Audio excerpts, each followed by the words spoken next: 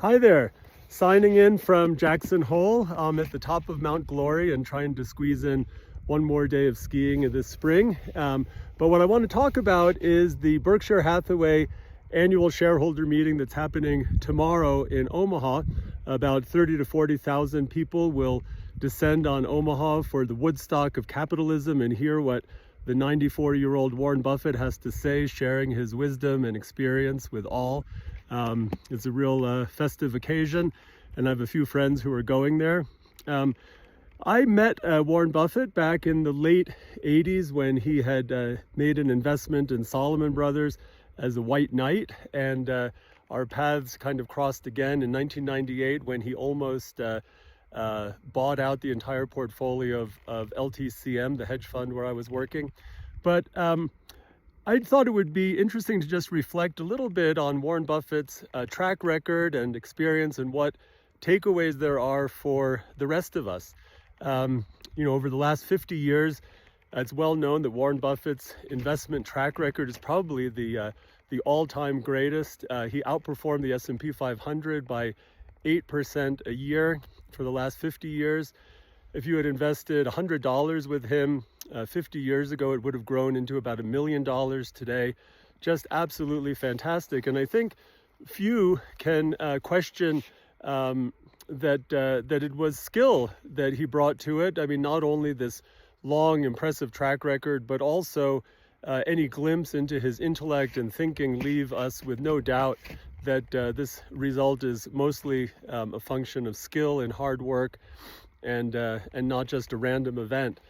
But when we look back at this 8% outperformance of the S&P 500, we do need to make a little bit of an adjustment. We know that Warren used a dose of leverage in those returns. The float from the insurance premiums that he collected in his insurance business, he invested some of those into stocks, and even a pretty mild degree of leverage, if just 25% of his holdings on average were funded with leverage, would effectively make that track record on an unleveraged basis look more like outperforming the S&P by 4% a year over those past 50 years. And don't get me wrong, that is still just super impressive, one of the best or the best that we know of.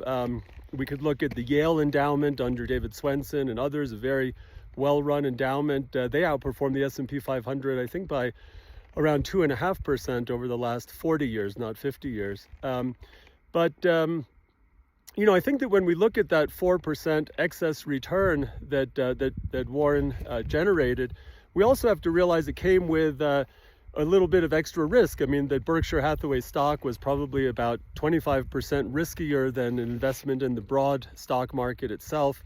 Also, it's worth noting that over the last 25 years, in the more modern markets that we live in today, Berkshire outperformed the S&P 500 by more like 2.5%. So what does this mean for us? I think that what it means for us is that if we believe that we can beat the market through stock picking and smart, active management ourselves or by picking others, that we probably should expect that we won't do quite as well as the all-time great. Hopefully we can, for people who believe they can beat the market, I just think that it gives us an idea of the range of belief that we should have as to how much we can beat the market by. So I think that if we're going to try to follow in the footsteps as best we can of Warren Buffett, maybe we should expect that we could outperform the stock market by 1% or 2%. But notice that if you outperform the stock market by 1%, you're probably just back to even, because that extra risk that you're taking gives you the same return to risk ratio as if you were just investing in the market itself. So anyway, I think that while we celebrate the incredible life of Warren Buffett and his wisdom and achievements in investing, I think it should also give us quite a bit of humility in terms of what we can achieve if we decide that we want to be more active investors. So that's my takeaway thinking about the festivities happening in Omaha this weekend, and signing off for now. Bye-bye.